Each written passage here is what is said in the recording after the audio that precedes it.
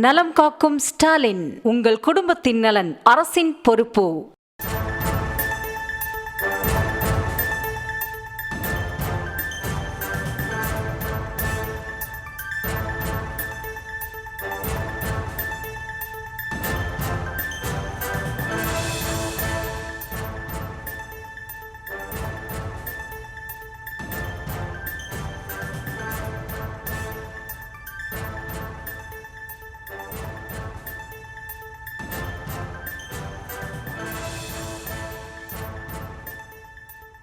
அண்மை செய்தியை பார்த்து வருகிறோம். டிஎன்பிஎஸ்சி தேர்வில் ஐயா வைகுண்டரை இழிவுபடுத்திவிட்டதாக பாமக தலைவர் அன்புமணி ராமதாஸ் கண்டனங்களை தெரிவித்திருக்கிறார். அது தொடர்பான அண்மை செய்தியை பார்த்து வருகிறோம். முடிசூடும் பெருமாள் என்பதை த காட் ஆஃப் ஹேர் கட்டிங் என்று தவறாக மொழிபெயர்ப்பு என்று கூறி அன்புமணி கண்டனங்களை முன்வைத்திருக்கிறார். அது தொடர்பான அண்மை செய்தியை தற்போது பார்த்து வருகிறோம். டிஎன்பிஎஸ்சி தேர்வில் ஐயா வைகுண்டரை அவமதிப்பதா என கேள்வி எழுப்பி அன்புமணி கண்டனங்களை முன்வைத்திருக்கிறார். கூடுதல் விவரங்களோடு இணைகிறார் எமது செய்தியாளர் ராஜேஷ். ராஜேஷ், வணக்கம். விரிவான விவரங்கள்.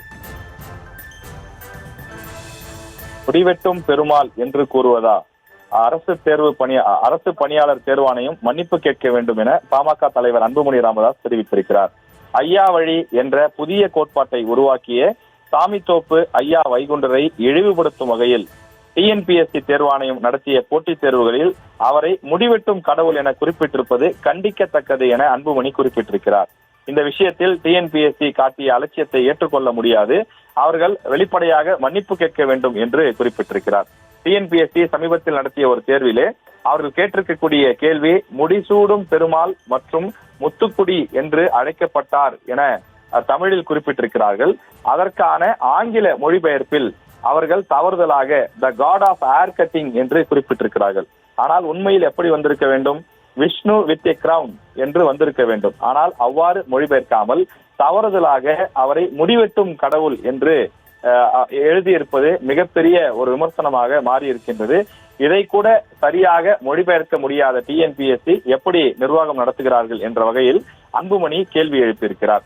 எனவே டிஎன்பிஎஸ்சி தேர்வாணையம் மன்னிப்பு கேட்க வேண்டும் எனவும் அந்த வினாவுக்கு அனைத்து மாணவர்களுக்கும், அதை அட்டன் செய்த அனைத்து மாணவர்களுக்கும் மதிப்பெண்களை வழங்க வேண்டும் எனவும் அன்புமணி கேட்டுக் கொண்டிருக்கிறார்.